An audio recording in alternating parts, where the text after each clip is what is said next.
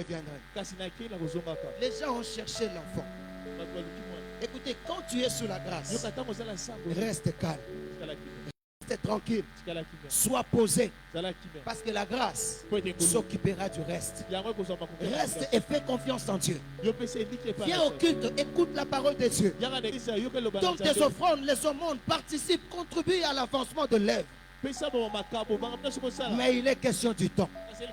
Parce que dans une saison, il y a le temps. Alléluia. Abraham a reçu la parole et il a cru. Mais 25 ans après, on vous disait dans le chapitre 20, dans la recherche des solutions, Abraham va se déplacer pour aller se réfugier ailleurs dans un pays étranger. Là où il y avait un roi qu'on appelle Abimelech. Abimelech a vu Sarah. Selon Abraham, Sarah n'avait plus de sentiments. Elle était déjà vieille. Elle n'avait pas d'attirance. Rien n'attirait Abraham pour aller vers Sarah. Parce que tous les deux étaient avancés en âge. Écoute, laisse le temps à la grâce d'agir et d'opérer. C'est la fin qui justifiera le moyen. Abraham comprit qu'ici il n'y a rien. Je vais regarder vers le Seigneur. Mais c'est qu'Abraham ne savait pas. Avant de voir l'accomplissement de l'enfant, toi Abraham, tu dois aller vers ta femme.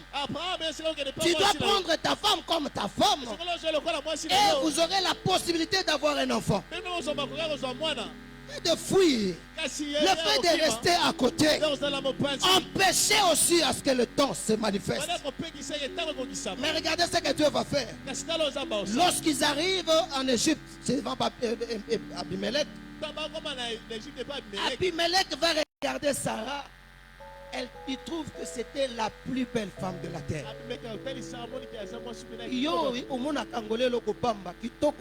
C'est la grâce de Dieu. Alléluia. La grâce te rend jolie, te rend tellement beau et belle devant ceux-là qui n'ont rien comme idée. Abimelech a envié la femme. Je n'ai jamais vu une telle femme. Mais c'est la même femme que Dieu a donnée à Abraham. Abraham pensait que c'était une laide femme, vieille femme. Et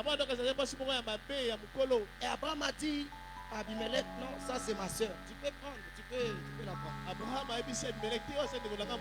Abimelech a pris Sarah jusque sur son lit la nuit. Abimelech s'approcha vers Sarah parce qu'il était attiré par la grâce qui était sur Sarah. Lorsqu'il cherche à passer à l'acte, heureusement, bateau bazakana ngolu atosani maloba koloba ngolu ekolobela yo ngolu ekokotela yo. La grâce ne peut pas laisser échouer la promesse de Dieu. C'est ça la fidélité de Dieu. Si ces jours-là Abimelech avait couché avec Sarah, bien aimé, la parole allait tomber catique. Mais Dieu va venir vers Abimelech. Il dit, toi là, tu seras puni parce que tu touches la femme d'autrui. Et c'est là qu'Abimelech a eu peur. Il a eu peur. Il est allé voir Abraham. Il dit, qu'est-ce que tu m'as fait? C'est ta femme, pourquoi tu me l'as confiée? Il était obligé de payer de bien. Ah, la grâce, là où elle est merveilleuse. La grâce dans cet acte a suscité l'envie, le désir sexuel dans la vie d'Abraham. Quand tu lis le chapitre 21, le premier verset, ça veut dire qu'après l'épisode d'Abimelech, c'est là qu'Abraham est allé vers sa femme.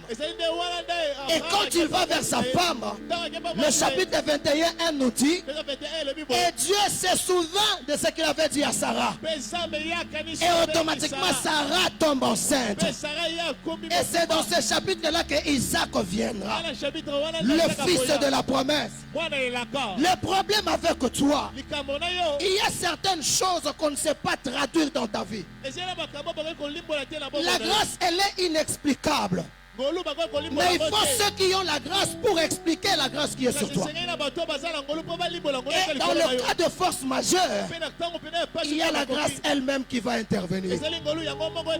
Tu es sous la promesse.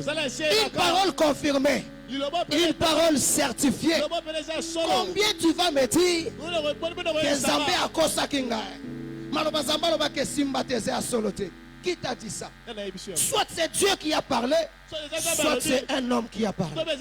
Mais quand c'est Dieu qui a parlé, d'une manière ou d'une autre, sa parole s'accomplira. Isaac a yakate. La même femme, vieille femme, que Abraham ne pouvait pas regarder. La grâce a résolu le problème. À la dernière minute de ta vie, le monde peut vouloir te